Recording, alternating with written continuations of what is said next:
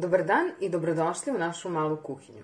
Danas pripremamo piletinu punjenu sirom u jednom veoma delikatesnom sosu. Biće nam potrebna piletina oko pola kilograma, zatim sir kačkavalj i trapist, pavlaka za kuvanje, od začina biber i so, zatim vajat, ne znam da li ste to nekada probali, ali ako niste, obavezno probajte, to je pasta od šargarepe i sira, zatim malo senfa, malo karija i malo paste od paradajza. Pa hajde da počnemo. Ono što smo uradili prilikom pripreme je da smo napravili ovako male džepiće u piletini, a prvo ćemo je posoliti, pa ćemo onda napuniti ovim vajatom, znači džepić napunite vajatom. Ukoliko nemate vajat, vi možete koristiti nešto po vašem izboru, nama se ovo jako dopalo. To možete kupiti u Lidlu, ja mislim, mada nisam sigurna. Kada ste ovako premazali, dodajte kriške sira.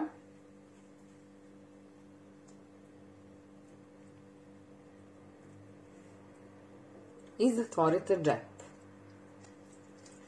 Isto to uradite i sa drugim parčetom. Sada ćemo uzeti malo karija i premazat ćemo piletinu sa jedne strane. Začinit ćemo malo biberom, pa ćemo premazati sa jednom kašikom senfa. Sve ovo ćemo uraditi samo sa jedne strane. Drugu stranu nećemo dirati. Tepsiju ćemo premazati sa malo ulja. Rernu smo uključili na 200 stepeni. Na dno posude ćemo staviti oko 200-250 grama meksičke mešavine, a vi ne morate koristiti ovo, možete bilo šta, recimo krompir ili šta god vam padne na pamet. Nalit ćemo malo pavlakom za kuvanje i onda ćemo rasporediti meso. Zatim na svako parče stavite po jednu krišku sira, pa preko sira stavite ovaj paradajz, pastu, i premažite sir kako ne bi zagoreo.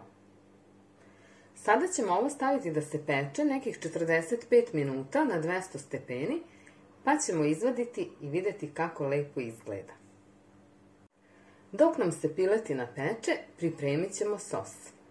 Za sos će nam biti potrebno oko 50 grama kačkavalja, 3 krastavca kisela, pola šolje jogurta i 3 kašike pavlake, kao i 2 male kašike senfa.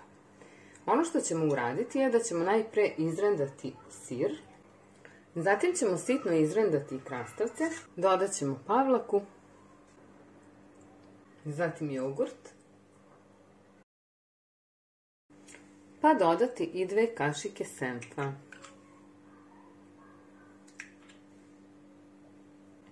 Ovo sada promešamo lepo i stavimo u neku kutiju, pa ga možemo koristiti i za neke druge recepte.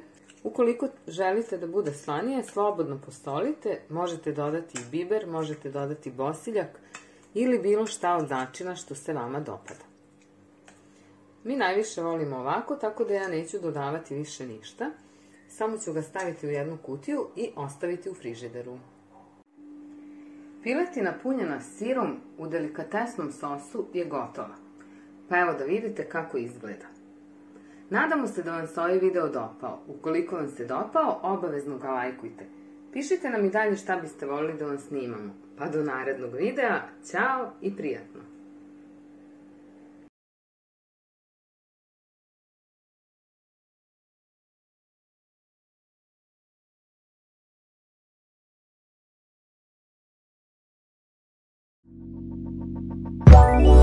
Let it go.